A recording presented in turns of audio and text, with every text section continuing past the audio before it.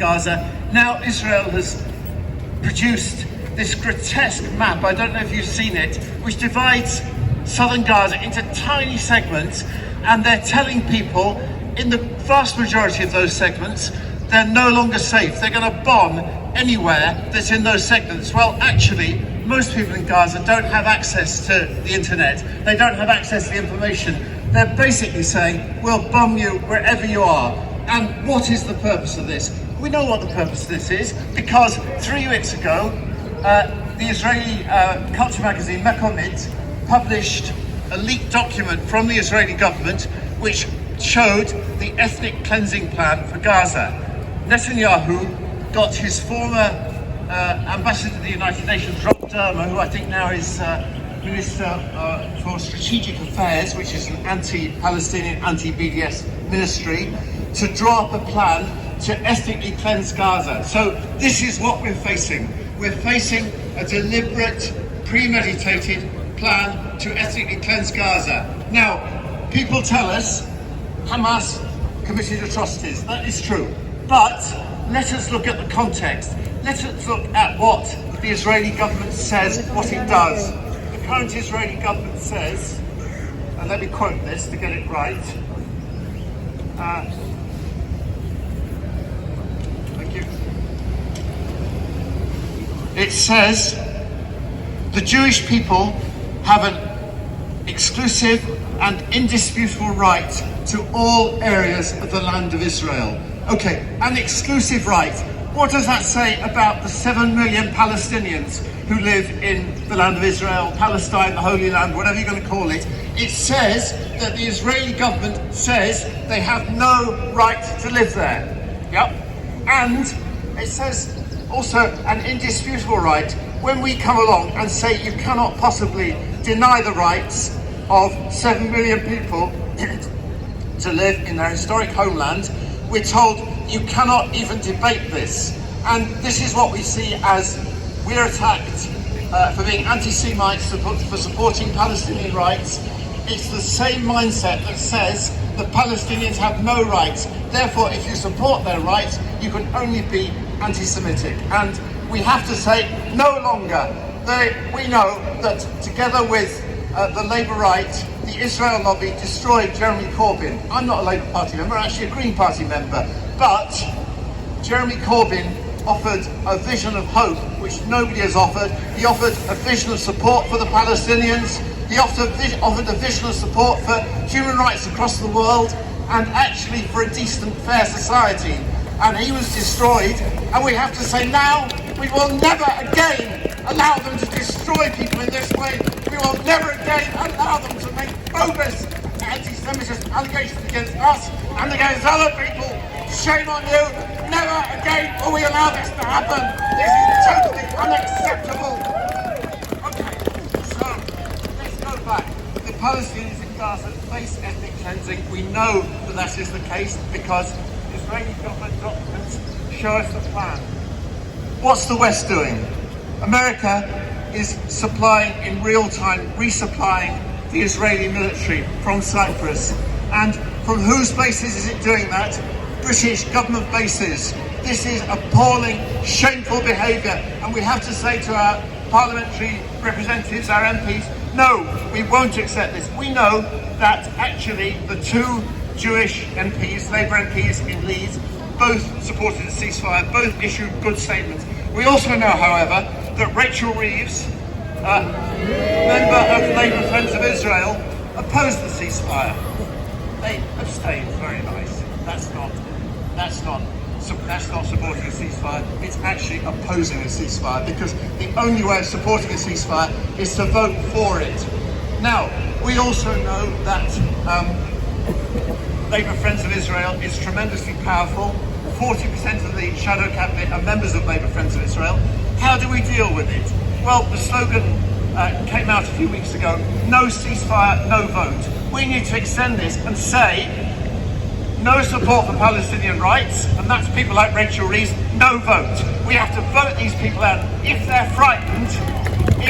frightened of losing their seat at the next election, they will change their tune, because there's nothing professional politicians hate more than being out of office.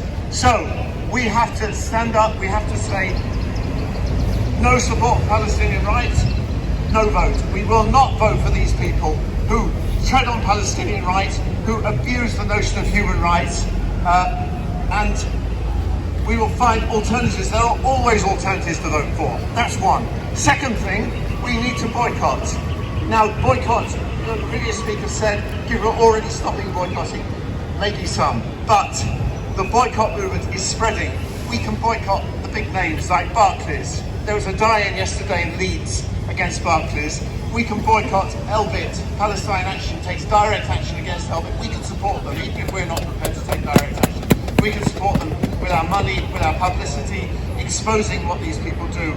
We can support boycott against Puma. Puma sponsors the Israeli Football League. The Israeli Football League includes in settlement clubs. These are clubs built on Palestinian land, but worse than that, they're not simply built on Palestinian land.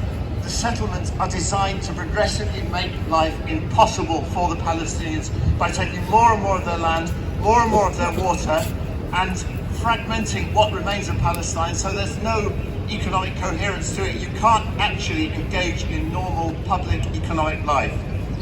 People say Israel's a democratic state. As the previous speaker said, Israel is not, under our terms, a democratic state.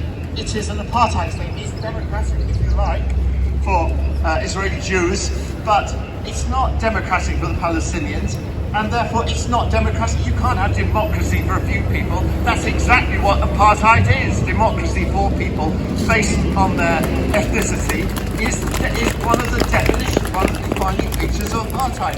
And let me remind you, who says that Israel is an apartheid state? It's not people out on the far left. It's not people with strange ideas. It's not people who are anomalous. It's groups like Amnesty International, Harvard Law School, Human Rights Watch. It's Israeli groups, very brave and also well-informed Israeli groups like Israel's biggest human rights organisation, B'Tselem. It's like groups like Yesh Din, another well-known Israeli legal rights organisation. It's also, however, the former Israeli Attorney General, Michael Ben Yair. It's the former Deputy Israeli Attorney General, Yehud Itzhak. It's 120 leading Israeli human rights lawyers. So we're not, when we say Israel's an apartheid state, this is not a wild statement. This is a statement backed by qualified people across the world, qualified individuals and groups. And just as it was incumbent on decent people across the world to fight South African apartheid, so it is to fight Israeli apartheid. We're faced now, immediately, with a massive crisis. We know the plans are online, the plans are available to see for the ethnic cleansing of the Gazans. We know that Israel and the West are putting pressure on the Egyptian government to let people through temporarily. We know that when Palestinians are kicked out of their homeland temporarily, it becomes a decade, 2 decades, 3 decades, 5 decades, 7 decades. This is not temporary. This is a deliberate ethnic cleansing. We need to campaign against that immediately, and to stop it, we need to tell our governments we're not going to accept this. We're not going to vote for politicians who accept it and collude in it. We're going to stand up, but in the longer run, we need to say we're not going to accept an apartheid state in the Middle East, and we're going to fight against that. We're going to fight for an outcome, whatever that outcome is, in which the rights of all people, and that basically means the rights of the Palestinians, because they're the people who've had their rights taken away, the rights of all people are respected and restored. Thank you very much. Thank you, James. Ceasefire! No! Ceasefire! No! Ceasefire! No! From the river to the sea! Palestine will be free! From the Pennines to the sea! Palestine will be free! Free! Free! Palestine! Free! Free! Palestine! Free! Free! Palestine! Over the last few weeks, we've all had to step up, haven't we? Particularly the young ones, yeah? Who've had to come here in the freezing cold week after week after week, and they'll carry on doing it, won't you? Yes. And you'll show us how to wake up and shake up. Are you ready? Free, free! Palestine! Free, free! Palestine! Free, free! Palestine! Free, free! Palestine! Free, free! Palestine! Palestine! Palestine! Palestine! Palestine! I hope somebody got a video of that. Right, the next speaker is the magnificent, my favourite medical assistant, I think, in the world, is Rashid. He's going to speak for about 5 minutes, maybe more. He's going to leave us some chance. I'll try to keep it to 5 minutes.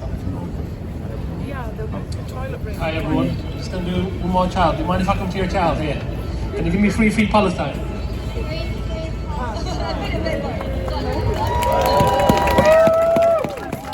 Oh bless her. I'm sorry, I didn't mean to scare you. Okay, so firstly, Assalamu alaikum. I would like to dedicate my speech today to a late Palestinian mother called Aya Abu Hajjaj and to her unborn child. There has been a video circulating on social media in the last 48 hours of Aya. A few days ago, Aya was commuting on a school run while heavily pregnant and with 2 young children. Randomly, an Israeli fully hooded and covered ran up to Aya and proceeded to stab her all over her body. He stabbed her 20 times, or she stabbed her 20 times. It's not clear whether it was a he or a she because they were covered. He did this while 2 young children observed the death of their beloved mother and her unborn child. The Israeli left Aya no chance to fight back. This murderer, this coward, this Israeli citizen, ran into a getaway car and away from the incident. Aya and her child were later pronounced dead in hospital. Now I ask Allah to accept our beloved sister Aya and her unborn child as martyrs and to unite them in the highest ranks of Jannah. Allahumma ameen. Everybody say ameen. Thank you. Now, the chances are this coward, this terrorist, will not likely be brought to justice by the Israeli authorities for his crime, or for her crime. And I'll explain why. This coward's own leader, only a few weeks ago, Benjamin Netanyahu, used biblical scripture to justify the ethnic cleansing of the Palestinian people. He refers to Amalek in the Bible to justify the killing of thousands of innocent men, women and children. Benjamin Netanyahu has given the green light for his own citizens to murder innocent Palestinians like Aya, without any justice, without any accountability, without any remorse, and without any shame by his own admission. Shame. Aya and the child she bared were brutally stabbed to death by an Israeli citizen in broad daylight in the city of Lod in Israel. Just think about that for a second. Imagine if that happened in this country. Everyone standing here today, go on your phones and see how many media outlets from this country covered Aya's story. Because I came across little, if any. I am absolutely disgusted with the way in which I see all the double standards of reporting in the Western media. The bias is obvious. The hypocrisy is obvious. Shame. When it comes to Muslim lives, well, put it simply, we're just not as important as other people, as white people, Christian people and Jewish people. Everybody as loud as you can, on the top of your voices. In our hundreds, in our millions. We are all Palestinians. In our millions, in our billions. We are all Palestinians. Thank you. I have chosen to emphasize Aya's story to you today because of 2 reasons. Firstly, like so many of the thousands of the Palestinians who are suffering today, the story of my dear sister Aya and her unborn child deserves to be recognized by the whole world. Secondly, and in my opinion, Aya's story reflects the historical and systematic injustice that hundreds of thousands of Palestinians have been suffering from over the last 100 years by the hands of their Zionist oppressors and occupiers. In one incident, this story encapsulates the relentless drive, the hypocrisy, the ethnic cleansing and the cowardice of the extremist Zionists towards the Palestinian people. Aya's story reflects the extremist Zionist method of dehumanization, maiming, and relentlessly murdering Palestinians like Aya with pride without any accountability. In one go, I would say watch this video to understand, to contextualize and to summarize the historical nature of the Palestinian struggle for self-determination against an aggressive and murderous regime. If ever you wasn't sure what side of the fence you want to sit by between the Palestinians and the Israelis, I would say watch this video to understand why we all come out here every single week to demonstrate and share our concerns by raising our voices. Why we come to show our solidarity to the suffering people of Palestine. We will never give up on them. This video will show you the deep-rooted hate of the current Israeli government against all Palestinian people, and by their own admission. Now, I'm not saying that every single Israeli thinks or even feels this way. Let my message be clear. I do not promote, condone, or accept anti-Semitic ideas or hatred towards any people of the Jewish faith. But facts are facts. The fact of the matter is today's Israeli leaders are the same ones who are likening Palestinians to animals. Those leaders are the ones who are asking to annihilate all the people of Gaza with nuclear weapons. Those leaders are the same ones encouraging the continuation of the slow ethnic cleansing of 1.7 million people to create a wider public health crisis of pandemic proportions. 1.7 million people who are already homeless, who are starving, who are desperately requiring medical attention and resources, who will go freezing cold into this winter. And just as a side note, I urge all of you, it's freezing cold today. Just bear this in mind about the Palestinians. If you can, donate to charity for blankets and so forth for those people. Thank you. How much more blind can the world be for supporting this barbarity? 20 years ago, the world turned its back to the slaughter of over 1 million Iraqis. A war which the world came to regret. Because a war which the world came to regret, a war which happened because it was predicated upon lies after lies by the Western leaders. Well, 20 years later, like many of you, I'm shouting and yelling to my British government to say you are making the same mistakes as what you made 20 years ago. I am shouting, stop this bloody and awful genocide. No, the Iraq war, that was 20 years ago. How much more will the world turn a blind eye to the second genocide of this century? I urge all international political leaders to learn a bloody lesson from history. Everybody repeat after me. Free, free! Palestine! Free, free! Palestine! One more time for that lady. Free, free! Palestine! Please, everybody continue to demonstrate. Ask your friends and your family to come along next time. Please, everybody continue to boycott the brands that serve the bloody causes of the current Israeli regime.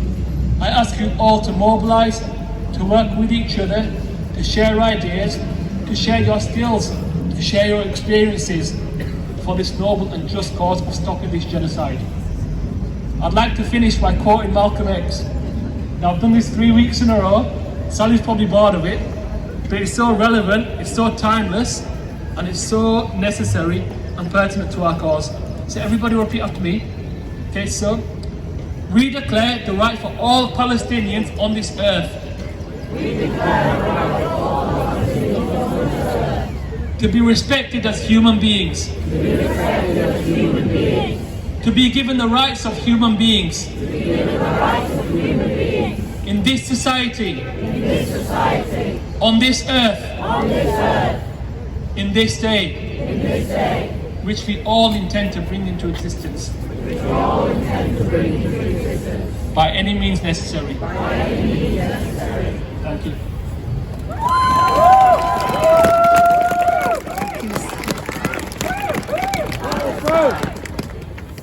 teacher and me can't resist this. If somebody walks into your demonstration and is smaller than you, is carrying a very large megaphone, the only thing you can do is hand them the mic. What's your name? My name is Mustafa.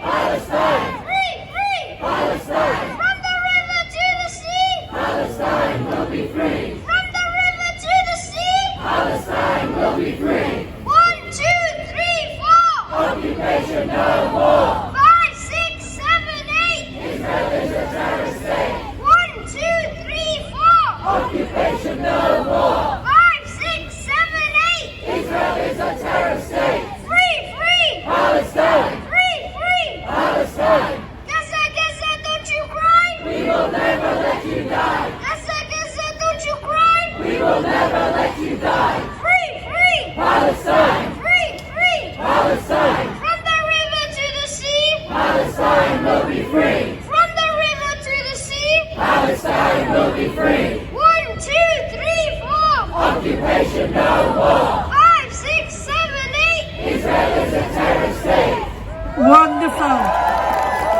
And we'll have some more very soon from my friend over there with a fair hat. Absolutely amazing. A-star. Look, I'm not here next week, so can you do me a favour? Can you hold that banner at the front, right, and lead the march? Yeah? All those in favour of that proposal?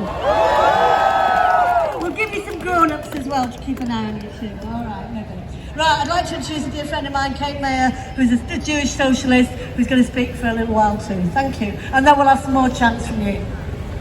Right, thank you for letting me speak, everyone. My name is Kate Mayer. I'm a Jewish member of the Socialist Workers' Party. My father and grandmother were the only survivors from the Holocaust in our family on my father's side.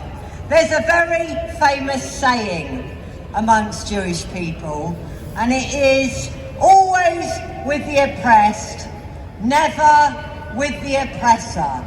And the oppressor in this, what the BBC calls a conflict, and I would call a genocide, the oppressor is the racist, apartheid, colonial state of Israel.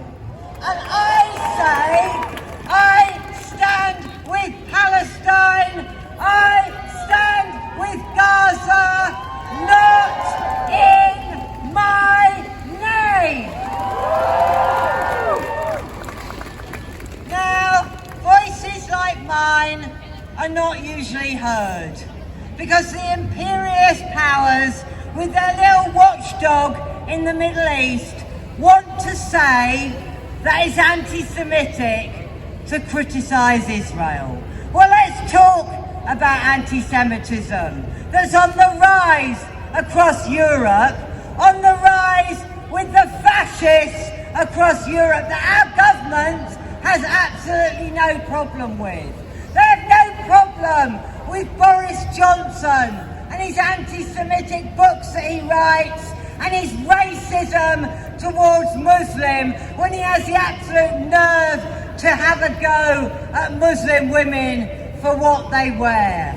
We're not taking any lessons on racism from the likes of Suella Braverman, who's content to let refugees drown in the Channel and whose dream is to send vulnerable refugees to Rwanda. They don't care about racism. They don't care about ordinary people. And unfortunately, we've got kids starver, haven't we? Content to let kids starve in this country and happy to let children starve in Gaza. What an absolute disgrace he is. But you know, it can feel like all doom and gloom. But across the world, ordinary people, ordinary ordinary working class people are coming out for Palestine.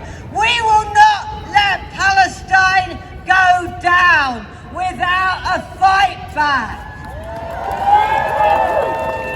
There have been occupations, there have been walkouts, there's been blockades, and our government that so desperately wants to get rid of BDS has not managed to do it. Elbit has been shut down, and we need to shut down any institution that supports the Israeli state. We also need to put pressure on our government, because let's face it, the Israeli state could not do what it's doing without the backing of American and British money and arms. Our enemy is at home, and we need to show them that we mean business. They haven't had it. They haven't had it all their own way, have they? When Suella Braverman said it might be illegal to show the Palestinian flag, she was met with hundreds of thousands of people across the UK saying free, free Palestine and flying the Palestinian flag. I'll end with a little quote from Maya Angelou, because I think it's appropriate to Gaza. And she said, "You may write me down in history with your bitter, twisted lies. You may trod me in the very dirt, but still, like dust, I'll rise! Free, free! Palestine! Free, free! Palestine! From the river to the sea! Palestine will be free! From the river to the sea! Palestine will be free! Free, free! Palestine! Free, free! Palestine! 1, 2, 3, 4! Occupation no more! 5, 6, 7, 8! Israel is a terrorist state! Free, free! Palestine! Free, free! Palestine! From the river to the sea! Palestine will be free! From the river to the sea! Palestine will be free! Free, free! Palestine! Free, free! Palestine! Okay, I hate this. He's a good mate of mine, but we've got another boring grown-up. From the river to the sea! Palestine will be free! Yeah, Jack, you're not really boring. Thank you all for coming out in such freezing weather. I'm Jack, I'm from the Socialist Workers Student Society, and I'm here to talk about the student walkouts that we've been running for, I think it's the last 6 weeks now. Last week I'm very proud to say that 300 students across universities in Leeds and colleges marched together, and 100 of us occupied a building on Leeds campus to say there will be no peace in our institutions until Palestine is free. This week on Wednesday was the first time that a trade unionist from the UCU and representatives from Leeds Beckett spoke on our rallies as well. And I am proud to say that just like the students supported our lecturers in their strikes, they have now come to support us when we stand for Palestine. Days of action have been held across the world, whether it's by healthcare workers holding vigils yesterday here in Leeds, or PCS members holding vigils down in London. Those have sent shockwaves around the world in a powerful message of solidarity that has been felt by the people in Palestine. And it's important to remember, sometimes when we hear about billions in arms that are being sent to Israel, when we hear about an occupation and genocide that has lasted for 75 years, it can feel disheartening. People can start to feel hopeless. But remember that the actions that we do today, that we have been doing for the last 2 months, will be remembered for decades to come. The Stop the War March from 2003 is remembered 20 years later by people who lived in Iraq at the time. And just like that, when 1 million of us marched in London just a few weeks ago, that will be remembered in the history books for decades to come. And there is no reason that we cannot make that march big.